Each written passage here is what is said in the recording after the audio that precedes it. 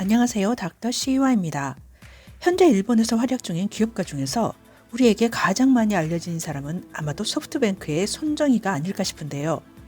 이번 영상은 소프트뱅크의 창업자인 손정희라는 인물을 중심으로 그가 어떻게 일본의 포털 사이트인 야후를 들여오고 이후 일본의 인터넷 산업을 어떻게 이끌어가는지에 대해 엮어보았습니다.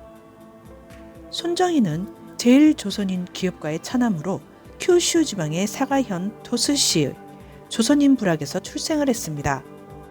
그의 아버지 손사모는 밀주를 제조하여 팔기도 하고 지금이라면 이름이 좋아 소비자 금융업이지만 당시로는 사채업을 하며 자금을 만들어 뒤에 파친코 사업으로 대성공을 이룹니다. 사실 불을 걸머진 제일교포 중에는 파친코 사업을 하시는 분들이 많긴 합니다. 부유했던 가족의 지원을 받을 수 있었던 손정희는 고등학교를 다니던 중에 미국으로 어학연수를 떠났는데 4주간의 단기 어학연수를 다녀온 후 고등학교를 중퇴하고 아예 캘리포니아로 떠나버리죠. 그때가 1974년. 미국으로 건너가서는 고등학교에 편입을 하지만 한국의 고등학교 졸업 검정시험에 해당하는 시험에 합격하여 고등학교 3학년 4학년 과정을 월발하면서 커뮤니티 컬리지에 입학, 졸업 후에 유명한 캘리포니아 대학 버클리에서 경제학을 공부합니다. 손정희는 많이 독특했다고 하는데요. 그래서였는지 그를 둘러싼 재미있는 에피소드가 많습니다. 제일조선인, 자이니치 조센진으로 불렸던 시대부터 일본에 살던 한국인들의 후손은 조선인 출신이라는 차별을 피해서 일본 이름으로 살아가는 경우가 많은데요. 이 일본 이름을 츠메이라고 합니다. 손정희의 츠메이는 야스모토 마사요시. 그의 일가는 1947년에 그의 할아버지 때 일본으로 건너가 손정희는 제일교포 3세에 해당합니다. 한국이 세계에서도 최빈국이던 그 시절에 일본으로 건너간 사람들은 제일 한국인이 아닌 제일 조선인으로 불리며 많은 차별과 핍박 속에서 생활을 하죠. 그의 아버지 사마는 일본에서 제일 조선인으로 살아가는 것이 얼마나 어렵고 험난한지를 알기 때문에 차남 손정희가 사업을 시작할 때 츠메로 하는 것이 어떠냐며 권했는데 손정희는 한국인의 성씨로서 성공을 하여야 그들에게 희망을 줄 수 있다면서 손시성을 사용했다고 합니다. 16살의 손정희가 고등학교를 중퇴하고 미국으로 떠나기 전 일본 맥도날드 창업자인 후지타 덴을 만난이라도 빼놓을 수 없죠. 왜냐하면 손정희로 하여금 일본의 인터넷, 디지털 산업으로 발을 들여놓게 한 장본이니까요. 16살의 고등학생은 매일 바쁜 후지타 사장실을 찾아가서 만나주기를 요청합니다. 손정희는 후지타가 쓴 유대인의 장사법이란 책을 읽고 감명을 받았기에 꼭 그를 만나고 싶어 했습니다. 일주일의 노력 끝에 후지타를 만나게 된 손정희는 그에게 지금부터 미국에 가서 공부를 하려고 합니다. 저는 무엇을 공부하는 것이 좋을까요? 자동차나 비행기나 석유나 여러 가지 배우고 싶긴 합니다만. 이 질문에 후지타는 아직은 이 방을 다 채울 만한 크기의 컴퓨터를 사용하고 있지만 조만간 손에 들 만한 크기가 될 것이네. 그러니 미국에서 공부를 하려거든 컴퓨터밖에 없지. 컴퓨터에 대해 공부를 하게나 라고 조언을 하죠. 후지타는 후일 소프트뱅크를 창업한 사람이 그때 그 소년이었음을 알고 놀랬다고 합니다. 될 사람은 떡잎부터 달랐나 봅니다. 1974년 2월 그렇게 미국으로 건너간 손정희는 미국에서 대학을 가기 위한 수학 능력 평가 시험을 치르는 시험장에서 헉 싶은 에피소드를 만들죠. 영화가 달리는 그는 시험 감독관에게 사전 사용을 요구합니다. 문제를 풀지 못해서가 아니라 영어가 부족해서이니 사전 사용과 사전을 찾는 데 필요한 시간까지도 요구를 해서 기어이 주지사와 교섭 끝에 사전도 받고 시간도 무제한으로 받아서 결국에는 마지막까지 시험을 쳐서 합격했다고 합니다. 아무래도 이때의 불편함 때문이었을까요? 그는 액정 화면과 키보드가 있으며 언어를 입력하면 음성으로 알려주는 외국어 번역기를 세계 최초로 발명합니다. 디자인하여 특허를 따내서 일본 샤프의 당시 전무로 있던 사사키 타다시에게 팔아서 1억엔의 자금을 받습니다. 사사키 타다시는 주머니에 들어가는 초소형 계산기를 발명한 액정업계의 권위자죠. 전기전자정보통신 분야의 세계적인 학회인 IEEE, IEEE의 명예회원으로 추대된 인물이기도 하죠. 이 자금으로 손정희는 미국에서 유니슨 월드라는 회사를 차립니다. 이 외국어 번역기를 발명했을 때에도 손정희의 작은 체구에서 유추할 수 없는 대담함과 추진력을 엿볼 수 있는 에피소드가 있는데요. 이때 에피소드를 그의 목소리로 직접 들어보죠. 1日に5分間仕事して1ヶ月に100万ぐらい稼げる仕事はないだろうかと。それで普通こういうこと誰も考えないですけど、考えて発明がいいんじゃないかと。発明。ディスプレイがついてキーボードがついて、そう辞書、電子辞書ですよ。現在の電子辞書の最初の原型、人類初の電子辞書は僕が作った。孫が発明したのはこれ。入力した言葉を外国語にして喋ってくれる世界初の自動翻訳機だ。いろんな人の協力もあったんでしょ。はい。例えばマイクロコンピューターのね、ハードの設計者、チップの設計者、誰が一番有能な教授ですかと。ソフトのプログラムは誰が一番有能な助教授ですかとか言ってね、先生たちあちこち電話しまくって尋ねまくって、それで僕がこういう発明したと、特許に出願したと、ついては試作機を作って売り込みに行きたいと。試作機を作るのに先生力貸してくださいと。でただでとは言わないと時給いくらっつって先生にお払いしますと。教授に時給いくらで学生で、それでその教授に、ただね、僕がその先生のような世界的に有名な先生にね、いくらの時給をお支払いしたらいいのかわからないと。先生が自分で時給いくらと自分で決めてくださいと。で僕はネゴはしないと。いいねを払いますと。一切のネゴはしないでいいねを払いますから、無茶な値段言わないでくださいねと。ね、ただ僕今学生で留学生で現金は今手元にないと。このプロジェクトを起こして試作機出来上がったら僕は売り込みに行くと。売り込みに行って特許契約できたらお金が入るから、その入ったお金で払いますから後払いですと。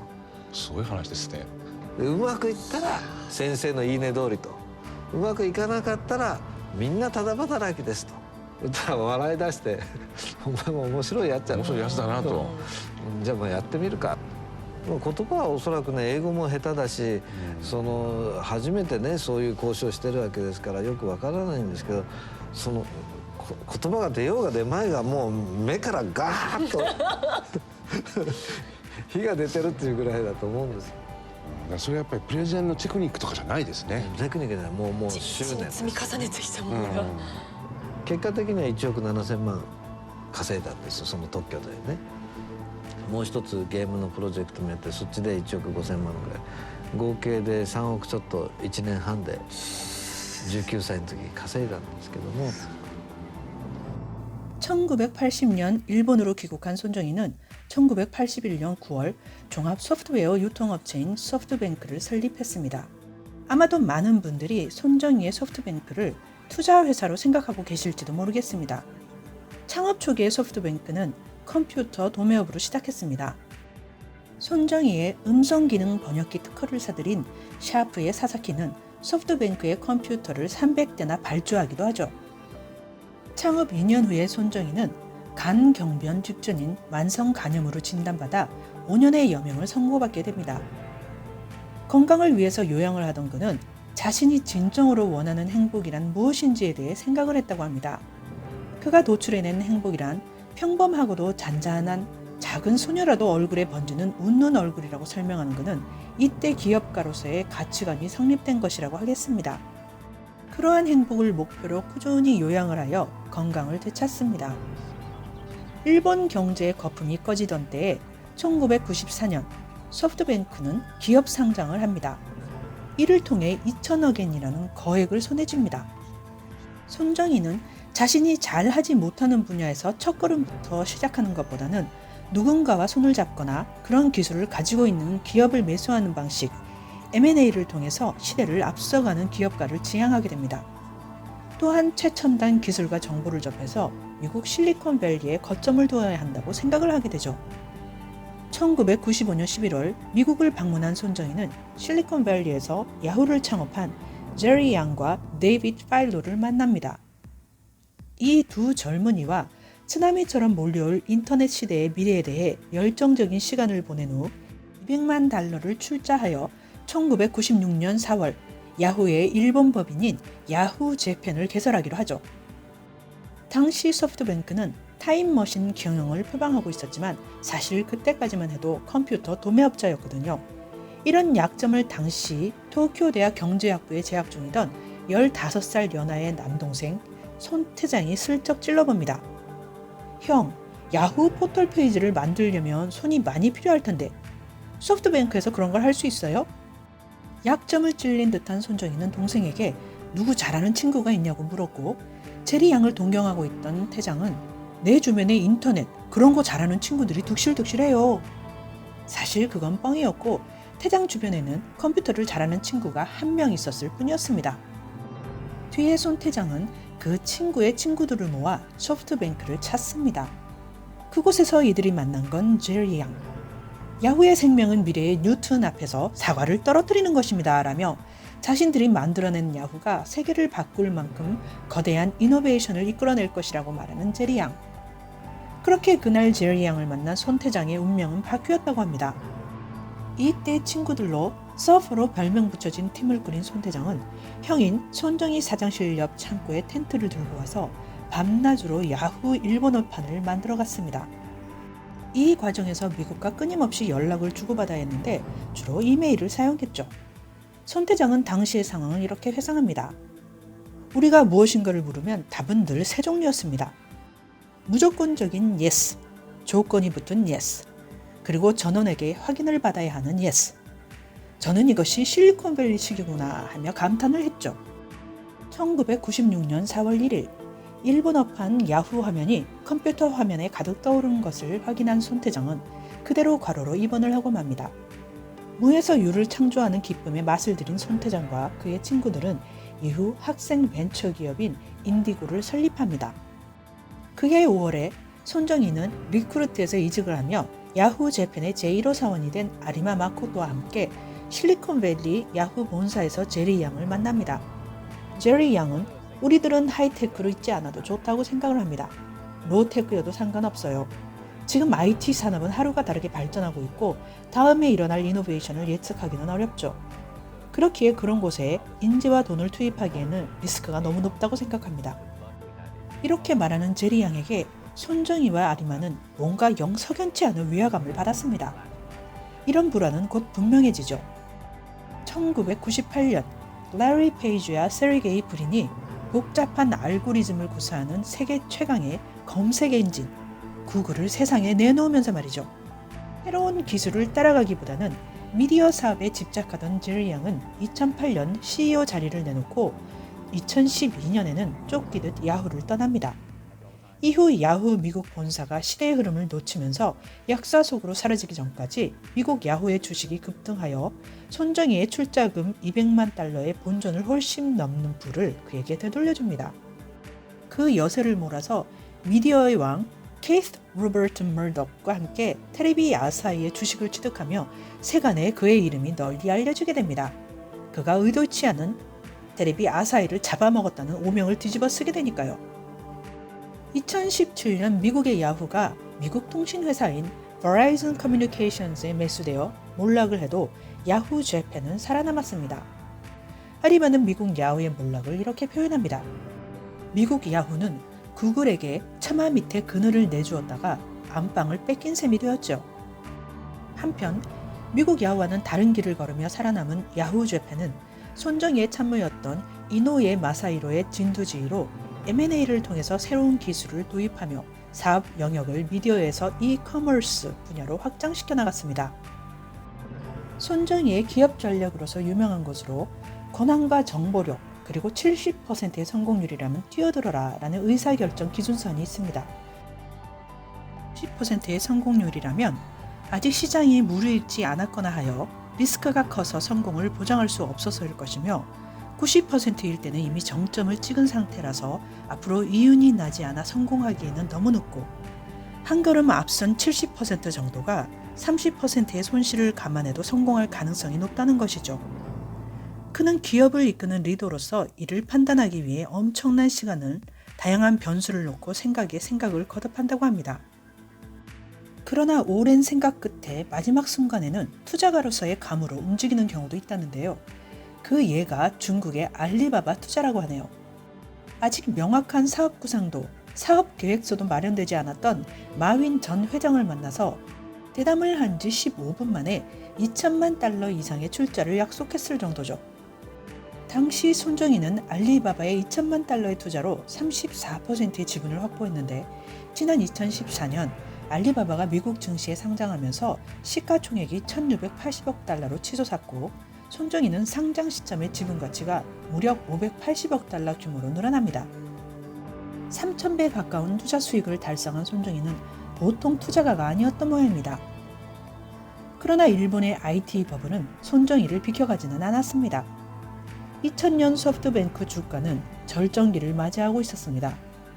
그가 말하길 내가 가지고 있던 개인 자산이 단 3일이긴 하지만 세계 제1의 부자였던 빌 게이츠를 넘어설 정도였어요. 당시 일주일에 자산이 1조엔씩 늘어가는 걸 지켜보고 있자니 그게 돈으로 보이지 않고 숫자가 기호로 보이기 시작하더군요. 정신이 이상해질 지경이었답니다. 세상은 그를 구원하듯 넷 버블이 꺼지기 시작합니다. IT 버블의 붕괴는 순식간에 그의 자산을 20조 엔에서 2천억 엔으로 100분의 1 수준으로 떨어뜨렸습니다. 하지만 이 시점에서 손정희의 투지가 타오르기 시작합니다. 과거 병원에서 죽음 직전에 있었던 경험이 있던 그는 죽을 각오로 거대 골리앗에 덤빌 작정을 합니다. NTT에 도전장을 내민 것이죠. NTT는 일본 정부가 최대 주주로 있는 공기업 회사로 100년에 걸쳐서 통신 정보 분야에서 독점을 하고 있는 회사죠. 대적할 상대가 없으니 인터넷 속도는 늦고 가격은 비쌌습니다. 손정희는 여기에 도전장을 내민 것이죠. 손정희는 2001년 9월 야후 BB 서비스를 개시합니다. 당시 ADSL 사업의 대부분이 인터넷 속도 1.5 메가비트 per second 접속에 월 4,000행에서 6,000행 정도였는데 반해서 8 메가비트 per second 접속으로 매월 3,017엔이라는 가격이었기에 특별히 광고를 하지 않았음에도 단 3일 만에 신청 수는 100만 건에 이르게 됩니다. 그런데 여기서 일본 특유의 이지매, 텃세가 또 터져나오기 시작합니다. NTT 접속 포인트에 소프트뱅크의 통신기기를 연결해야 하는데 이걸 못하게 하는 겁니다. 손정희는 NTT의 관리 감독기관인 총무성에 가서 따지고 협박을 하죠. NTT를 어떻게든 해주지 않으면 내가 기자회견을 해서 그들이 어떻게 국민을 우롱하고 있는지 다 밝힐 겁니다. 그리고 난 여기서 기름을 뒤집어 쓰고 죽어버릴 겁니다. 그랬더니 담당 과장이라는 사람의 대답이 네? 여기서요? 이 얼마나 꽉 막힌 사고를 가진 사람들이랍니까? 앞뒤 다 잘라버리고 핵심은 또 다 비켜가고 당신이 기름을 뒤집어 쓰고 죽던 말던 국민이 곤란하건 말건 그런 건 난 모르겠고 하필 내 직장에서 죽으면 내가 곤란하다는 말이겠죠. 일본인이 일을 할 때의 사고방식이 그대로 드러나는 장면이죠. 손정희는 일본 사회에 인터넷을 들여오지 못하고 있다는 점, 일본 정부의 관료와 공기업이 이를 막고 있다는 점에 대해서 죄책감과 함께 정말 분노를 느꼈다고 합니다. 어쨌건 야후 BB의 서비스 개시 이후 경쟁사들은 가격이나 기능에 대한 검토를 해야만 했죠. 하지만 IT 거품이 붕괴된 후라 손정희는 4년간 해마다 1,000억 엔씩 적자를 내고 있었습니다. 4년을 버틴 후 겨우 흑자로 돌아서자 이번에는 새로운 도전에 승부를 겁니다. 영국 보다폰의 일본 법인을 매수하기로 한 것이죠. 겨우 흑자로 돌아섰다고는 하나 그가 가진 자금은 당시 시가총액으로 6천억 엔 정도, 매수가는 89억 파운드, 당시 환율로 약 1조 7,500억 엔 정도였다고 합니다. 손정희는 소프트뱅크, 야후의 출자 이외에도 차입 매수, 그리고 자신이 소유한 주식을 담보로 하는 무소고 대출까지 하며 은행에서 돈을 빌립니다. 이렇게까지 하며 보다폰 재팬을 매수한 손정희에게는 사실 비책이 있었습니다. 바로 스티브 잡스였죠. 스티브, 이것 좀 보세요. 손정희는 스티브 잡스에게 손으로 그린 도면을 보여주면서 말을 합니다. 이것을 만들어주세요. 당신밖에 할 수 없는 겁니다. 당신에게는 아이팟이 있고 맥 OS를 가지고 있잖아요. 이 아이팟에 맥 OS를 기반으로 해서 디스플레이를 좀 크게 하고 여기에 통신 기능을 넣으면 모바일 인터넷 머신이 되는 겁니다. 그러면 인터넷이 컴퓨터에서 모바일로 시프트 되는 거죠. 이걸 당신이 해주었으면 합니다. 스티브 잡스는 마사요시, 그런 지저분한 건 저리 치워요. 그러나 손정희는 스티브 잡스의 표정에서 그가 무엇인가를 기획하고 있음을 알았습니다. 그래서 이번에는 이렇게 제안하죠. 아무 말 안 해도 좋으니 당신이 생각하고 있는 것이 완성되거든 일본에서의 독점권을 내게 주세요. 날 파트너로 선택해 주세요. 라며 말이죠. 스티브 잡스는 손정희를 그의 자택에 초대를 해서 알았습니다. 당신에게 독점권을 주죠. 그렇다면 그런 사실을 서면으로 한마디 써줄 수 없나요? Oh, no way. 마사요시, 우선 당신은 일본에서 핸드폰을 위한 전파 사용 허가조차 없잖아요. 그런 상태에서 서면 약속은 너무 억지입니다. 우선 그 일부터 해결하고 다시 오세요. 손정희는 스티브 잡스에게 다시 묻습니다. 스티브, 꼭 기억해야 합니다. 이건 남자끼리의 약속이에요. 스티브 잡스는 미소 지으며 대답하죠. 기억하고 말고요. 난 약속을 지키는 사람이니까요. 손정희가 1조 7,500억엔의 갬블에 건 약속이었죠. 스티브 잡스는 손정희가 손으로 그려서 내밀었던 도면과 아이디어 외에도 많은 것을 담은 제품을 세상에 내놓았습니다. 바로 아이폰이었죠. 손정희는 스티브 잡스를 300년에 한 번 나올까 말까한 천재라고 불렀습니다. 로우 테크놀로지 시대에 레오나르도 다빈치가 있었다면 하이 테크놀로지 시대에는 스티브 잡스라고 말이죠. 그만큼 아이폰은 세상을 깜짝 놀래킨 예술작품이었습니다. 이 대단무쌍한 투자가의 소프트뱅크는 아이폰을 가지고 일본 사회를 인터넷 르네상스기로 이끕니다. 거기에 저렴한 기본 요금에 소프트뱅크 핸드폰끼리에 낮에 활발한 시간대에 전화와 24시간 문자를 공짜로 해주는 서비스를 시작하자 디지털 소통에 익숙해진 젊은이들이 환호했습니다. 2011년 3월 11일 일본의 동북지방을 강타한 지진 쓰나미를 겪으면서 손정희는 일본 내에서의 인프라의 안정성에 불안감을 가지게 됩니다. 그해 9월 전력 공급의 안정성과 요금의 합리성을 근거로 한국의 KT와 손을 잡고 데이터 백업을 위한 합병회사 KTSB 데이터 서비스를 설립하기도 하죠. 그렇게 일본의 디지털 꿈을 심어가며 리더로서 활약을 하던 손정희의 소프트뱅크는 2016년 11월 사우디아라비아의 국부펀드 Public Investment Fund로부터 450억 달러의 투자를 받은 것을 포함하여 애플, 퀄컴과 함께 1,000억 달러 규모의 소프트뱅크 비전 펀드를 설립합니다. 손정희는 2019년 7월 4일 문재인 대통령을 만났습니다. 문 대통령의 과거 김대중 전 대통령을 만나 초고속 인터넷망의 필요성과 노무현 전 대통령 당시 온라인 게임 산업 육성 조언이 한국 경제에 큰 도움이 됐다는 감사의 말에 손정희는 과거 자신이 전 김 대통령과 만났을 때는 한국은 첫째도 둘째도 셋째도 초고속 인터넷에 집중해야 한다고 조언했지만 앞으로는 인공지능, AI가 인류 역사상 최대 수준의 혁명을 불러올 것이라며 앞으로 한국이 집중해야 할 것은 첫째도 인공지능, 둘째도 인공지능, 셋째도 인공지능이라고 강조했었는데요. 코로나19 팬데믹이라는 변수가 국제사회를 예측 불가능한 사태로 몰아가고는 있어 손정희 자신도 투자 실패의 시리에 잠긴 듯하지만 AI를 중심 키워드로 한 소프트뱅크 비전 펀드를 둘러싼 이야기는 현재도 진행 중입니다.